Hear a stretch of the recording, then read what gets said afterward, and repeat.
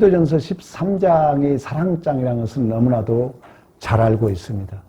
근데 더 중요한 것은 이 고린도전서 12장, 13장, 14장은 은사에 관한 문제로 논쟁을 하고 있다는 거예요. 근데 그 은사에 대한 논쟁을 하면서 그 중간에 사랑장이 들어있다는 거예요. 쉽게 말하면 모든 은사의 본질적인 내용은 사랑이라는 것입니다. 그래서 고린도전서 우리가 12장 31절에도 더욱 큰 은사를 사모해라. 내가 또한 가장 좋은 것을 너희에게 인도하리라. 그러니까 12장의 은사를 얘기하면서 더 큰 은사를 사랑해라. 내가 너에게 가장 좋은 것을 주리라 말씀하고 사랑장이 등장하고 있다는 거예요. 그러니까 모든 은사를 사랑으로 연결하고 있다는 것은 교회 공동체라는 것은 예수 그리스도의 몸으로 지체의 한 부분인 줄로 믿습니다. 우리 모두가 한 몸이라는 거예요. 우리 12장에서 공부했잖아요. 코가 눈에게 뭘 할 수 있느냐, 귀가 입에게 뭘 할 수 있느냐. 우리가 어느 한 부분이 약하면은 다른 부분이 그 약한 부분을 서로 협력해서 지탱해주고 있는 것처럼 그 모든 것을 성경은 그 한 지체, 각각 부분은 다르지만 하나로 묶고 있는 것이 바로 성령이고 그 성령의 열매의 핵심은 바로 사랑인 줄로 믿습니다. 그래서 12장에서 언급된 여러 가지 은사에 대한 최종적 결론으로 그 은사의 본질과 실체는 우리 교회는 예수의 몸이기 때문에 사랑해야 된다는 거예요. 손양원 목사님의 그 사랑의 원자탄, 그 애양원이 어떻게 생겼다 그랬어요? 포사이드 선교사가 목포에 선교를 간 거예요.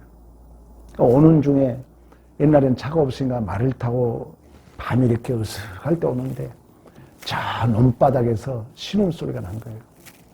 그래 가봤더니 옛날에는 나환자를 가만히 이렇게 말아가지고 논두렁에 버려버린 거예요. 근데 이 포사이드 선교사가 너무 귀한 영혼이라 그 나환자를 데리고 광주에 와서 정성껏 그 나환자를 치료하면서 사랑을 합니다. 그걸 본 최홍종이라는 사람이 너무너무 감동을 받은 거예요. 한국 사람들은 한국 사람을 버렸는데 외국 선교사가 한국 사람을 정성껏 사랑해주고 섬겨주는 모습을 보시고 자기 전 재산을 내놓은 거예요. 그게 바로 나환자촌, 애아원이 생긴 거예요. 그래서 그게 이제 여수로 이전이 간 거죠. 그래서 광주에 가면은 최홍종의 길이 있다 그랬잖아요. 옛날 분들은 이렇게 감동을 받으면 헌신했고 충성했고 섬겼음을 말씀해주고 있는 것처럼 교회 안에 모든 은사의 본질과 중심은 바로 이러한 사랑인 줄로 믿습니다. 이처럼 모든 은사의 본질로 사랑을 강조한 것은 그리스도의 몸된 교회의 목적은 인격적으로 성장하는데 인격적으로 내가 깊어지고 넓어지는데 목적이 있는 줄로 믿습니다. 그래서 오늘 본문에 얘기하잖아요.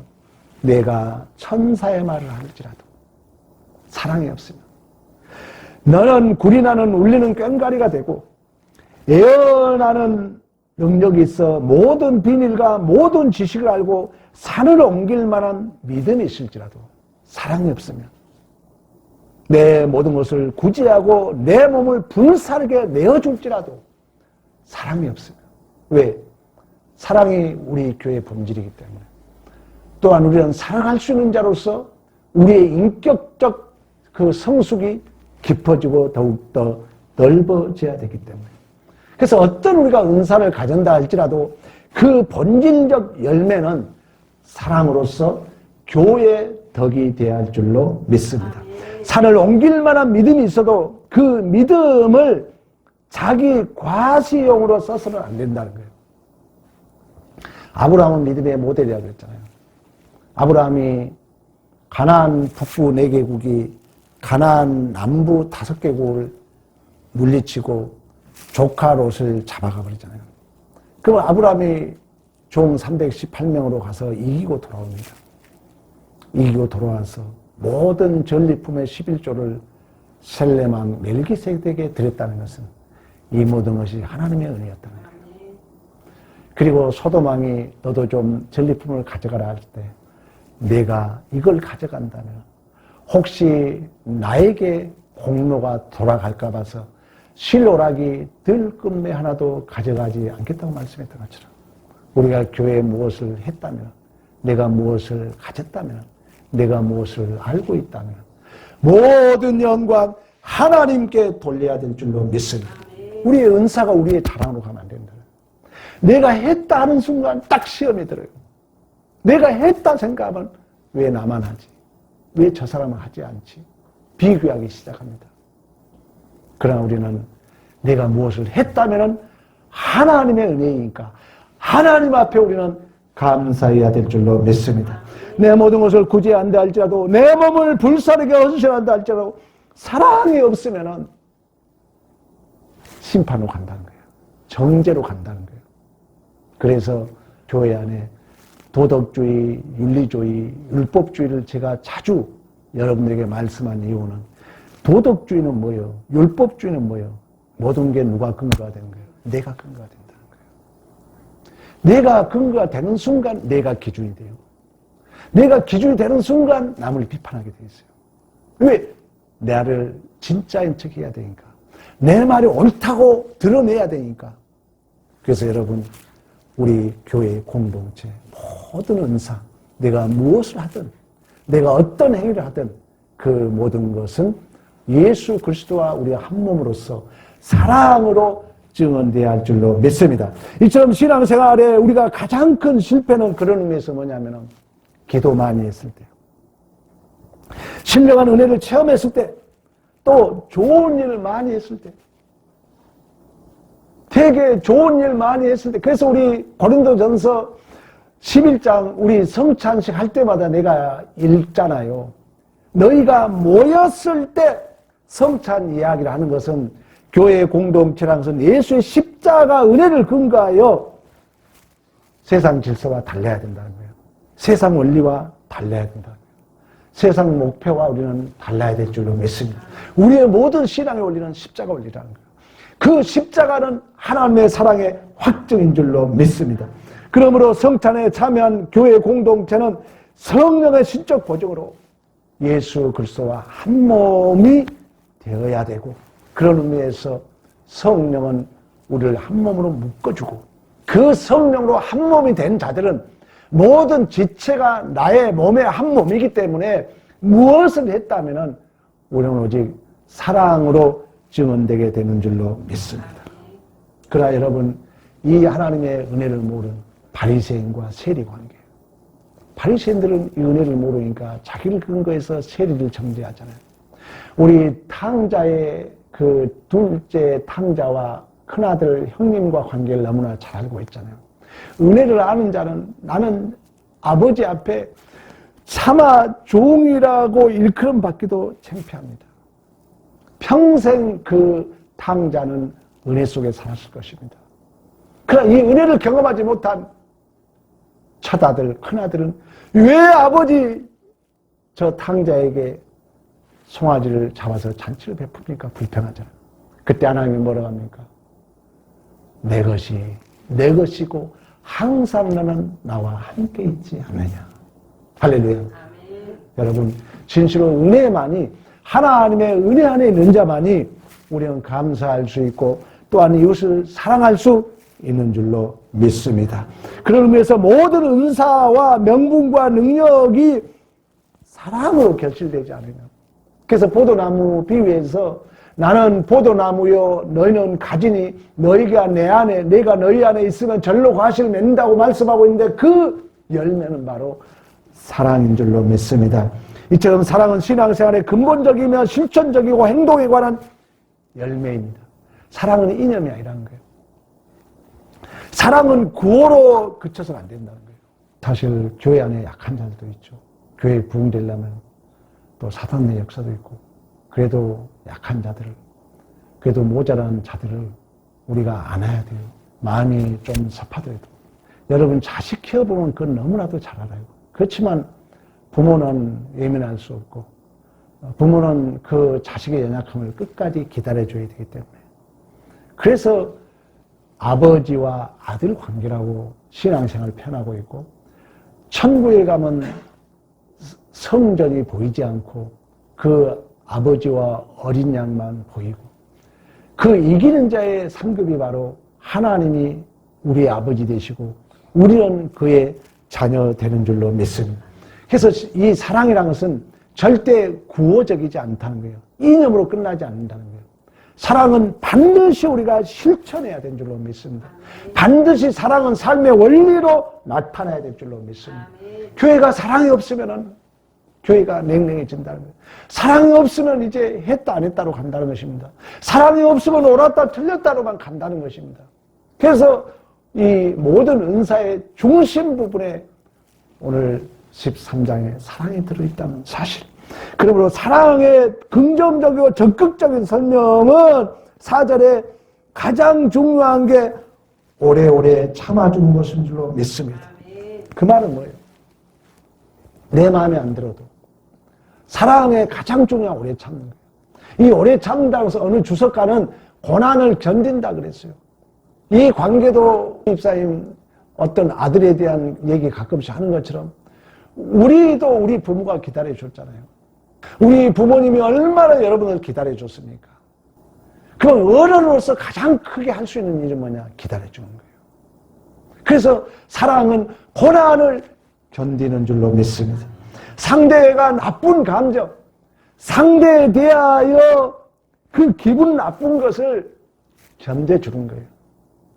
우리 권사님, 장로님, 연약한 일꾼들을 데리고 가르치면서 얼마나 그 안타까움을 견뎠겠습니까? 우리 주님이 십자가상에서 그 모든 걸 견뎌줬던 것처럼 사랑은 그렇다는 거예요. 온유한 줄로 믿습니다. 사랑은. 그 온유함은 십자가를 지른 마음으로 상대를 살리기 위하여 은혜로운 행동을 하는 것입니다. 모든 것을 참는 것입니다. 참는다는 것은 상대의 모든 허물을 덮어준다는 거예요. 사랑은 이처럼 어떤 구호적인 것이 아니라 이념이 아니라 실제적이고 행동적이고 우리의 삶의 원리에 있어서 우리는 이처럼 상대의 허물을 덮어주어야 될 줄로 믿습니다. 모든 것을 믿습니다. 끝까지 신뢰하는 것입니다. 모든 것을 바라는 것입니다. 소망을 잃지 않고 거룩한 마음으로 끝까지 견뎌주는 것입니다. 모든 것을 견디는 것입니다. 단순히 참는다는 것이 아니라 용감한 군인처럼 담대한 마음으로 인내하며 미래를 향하여 진군하는 것입니다. 견딘다는 것은요, 우리도 그러잖아요. 누가 잘못하면 금방 쉽게 얘기할 수 있거든요. 근데 군인처럼 용감하라는 것이요. 누가 실수하거든, 누가 잘못하거든 군인처럼 담대하게 그걸 참고 견디고 앞을 향하여 전진하라는 거예요. 우리가 어떤 문제가 생기면 거기에 멈춰버리잖아요.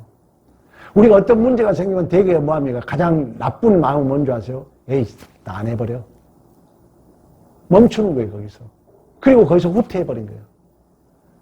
그러나 이 오늘 본문의 사랑은 모든 것을 견딘다는 것은 단순하게 참는다는 마음이 아니라 용감한 군인처럼 담대한 믿음을 가지고 미래를 향하여 전진한 줄로 믿습니다. 그리고 사랑은 부정적이고 소극적 설명으로 시기하지 않습니다. 그리고 자랑하지 않습니다. 교만하지 않습니다. 무례행치 않습니다. 자기의 유익을 굳지 않습니다. 성내지 않습니다. 악한 것을 생각하지 않습니다.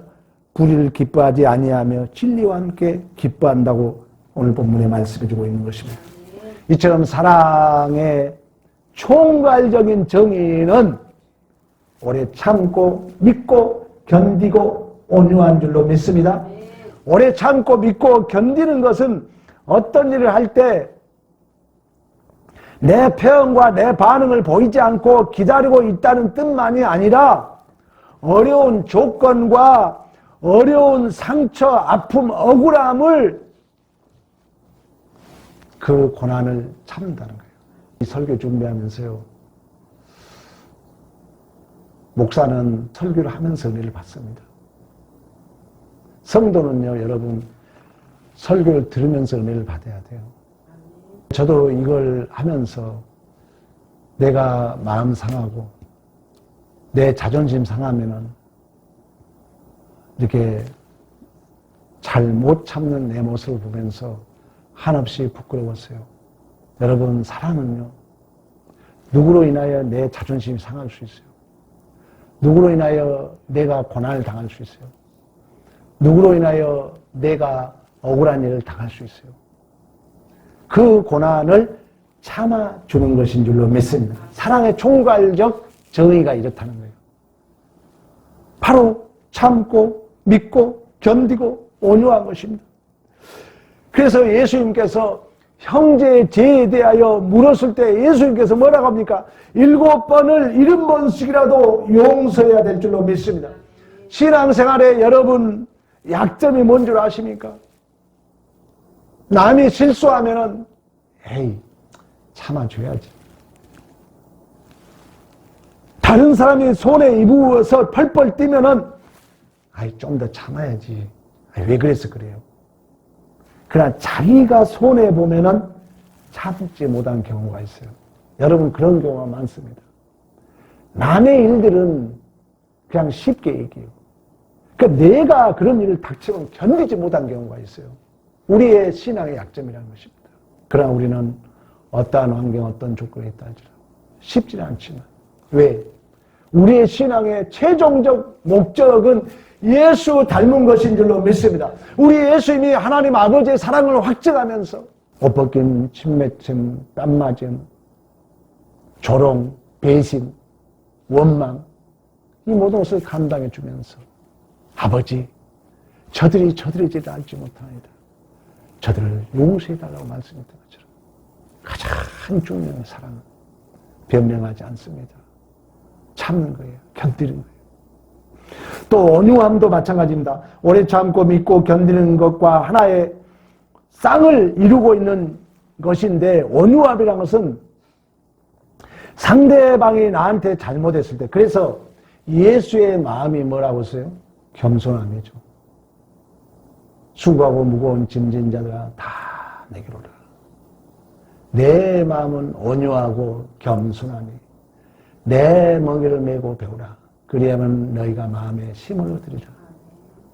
그러니까 겸손함과 온유함은 붙어있는다는데 예수의 그 십자가를 지른 마음이에요. 온유함도 마찬가지예요. 누가 상대가 나한테 잘못할 수 있어요? 그럼 우리는 당장 보복하고 싶죠. 상대가 나에게 소리를 끼치면 우리는 에이 보자. 언젠가 내가 그럴 수 있다는 우리가. 그러나 우리는 이 온유함이라는 것은 단순하게 참는다는 의미가 아니에요. 단순하게 누가 나를 기분 나쁘게 하고 나에게 잘못했을 때 내가 보복하지 않고 단순하게 참는 게 온유한 마음이 아니라는 거예요. 우리 예수님이 참기만 합니까? 아버지 저들을 용서해달라고 그러잖아요. 모세보다도 온유한 자가 없다 그러잖아요. 모세가 뭐랍니까? 이스라엘 백성이 잘못했을 때 아버지 내 이름을 지어버릴 망정 저들을 구원해달라고 기도한 줄로 믿습니다. 이처럼 온유한 마음이란 것은 상대가 나에게 손해를 끼치고 잘못을 해도 내가 보복하지 않고 단순하게 참는다는 의미가 아니라 더 좋은 것으로 반응하는 것인 줄로 믿습니다. 여러분, 우리는 하나님을 배신한 자들입니다. 우리는 죄인 중에 괴수였습니다. 우리가 죽어야 할 자들이었습니다. 그러나 우리 예수님께서 십자가상에서 우리의 모든 고통을 감수해 주심으로 말미암아 하나님 아버지의 사랑을 확증한 줄로 믿습니다. 그러므로 우리의 사랑도 우리가 당한 모든 일에 대하여 나에게 때로는 해를 끼치고 나에게 곤란에 빠뜨리게 하고 나를 억울하게 한 장본인에게 좋은 것으로 갚는 거예요. 배너 얘기를 많이 했던 것처럼 요셉도 어떻게 보면은 형제들 때문에 거의 형제들이 죽이려고 그러잖아요. 그 동굴에 빠쳐놨다가 결국 이제 그 애굽으로 내려간 장사꾼들에게 팔아버리잖아요. 그리고 억울한 누명을 써서 감옥에 가잖아요. 유다 배너가 그런 것처럼. 그러면 우리 같으면 너 두고 보자. 이제 형제를 할지라도 왜 가정에 거의 보면 형제는 등지고 살아요. 가장 가까운 형제가. 근데 엄밀히 말하면 하나님이 성경적 해석은 뭐냐? 가장 큰 내 인생의 내 존재로서 가장 큰 원수는 누구예요? 내 남편, 내 아내. 왜? 떨어질 수 없는 관계 속에서 하나님은 나를 지지고 볶아서 나를 정금으로 만들어간 줄로 믿습니다. 그러면 내 안에 가장 큰 원수 같은 자가 누군 줄 아세요? 자식이고 부모, 형제예요. 하나님은 떨어질 수 없는 땅 묶어가지고 뺑뺑이 돌려버려. 그래서 우리를 정금으로 만들어간 줄로 믿습니다. 이 성경적 해석이 없으면은 하나님의 은혜로 가장 원수 같은 남편을 묶어줬다는 거예요. 가장 원수 같은 아내를 묶어줬다는 거예요. 네가 했던 게 똑같은 자식을 하나님은 보게 합니다. 그리고 그 부모 형제 묶어줘가지고 갈등을 일으켜요. 나를 정금으로 만들기 위하여. 그러나 이것이 해석이 안 되면은 결국 안갚음을 하죠. 그러나 사랑은 그렇지 않다는 거예요. 온유함은 그렇지 않다는 거예요. 우리 예수님이 그랬던 것처럼 요셉이 형제들에게 엄청난 억울한 일을 당하고 총리가 됐어요. 그리고 아버지가 돌아가셨어요. 형들이 아이고 총리님 잘못했습니다. 그때 요셉이 뭐라? 내가 하나님을 대신하리. 내가 당신들 것 다 먹게 살 테니까. 내가 당신들의 자식들까지 내가 책임질 테니까 염려하지 마시오. 사랑이라는 거예요. 그렇다면 여러분 우리 교회가 100명 반드시 채워질 줄로 믿습니다. 우리 교회가 서로 어려워도 우리가 좀 서운해도 나에게 좀 못마땅해도 나에게 손해를 끼쳐도 솔직히 목사 돼서야 야 중직자들이 이런갑다 저런 깨달았어요. 목사 되기 전엔 집사까지 생활했지만 정말 열심히 했어요. 야 한국 신앙이 이렇구나. 기분 나쁘면 안 놔버리고 기분 나쁘면 안 해버린 게 한국교회 신자의 수준이구나. 이걸 저는 목사가 돼서야 한 거예요. 초연부 목사님 내가 강의 들으면 천도같이 쉬운 게 없다는 거예요. 마음만 먹으면 우리가 마음만 열면은 내가 원수를 사랑하고자 마음만 가지면은 오늘 성경 말씀처럼 진실로 이웃을 사랑하고자 하는 마음만 가지면 하나님이 약속한 것처럼 아브라함에게 약속하셨던 것처럼 하늘의 별같이 땅의 티끌같이 바다의 모래알같이 그 생명의 씨를 예수를 주셨고 그 예수의 증인으로 성령의 능력을 주셨기 때문에 성령의 임함은 권능을 받고 예루살렘 오주대와 사마리아 땅끝까지 내 증인이 된 줄로 믿습니다. 그런 의미에서 여러분 사랑 우리 모두가 실천합시다. 내 마음에 좀 안 들어도 나에게 손해를 끼쳐도 계산하지 말라는 거예요. 그래 너 언젠가 보자 하지 말라는 거예요. 요셉처럼 내가 어찌 하나님을 대신하오리까. 좋은 것으로 우리는 그를 사랑해야 될 줄로 믿습니다. 이처럼 사랑의 실천한 어떤 성도를 대할 때 아무리 어리든 아무리 못났던 하나님께서 사랑하시오.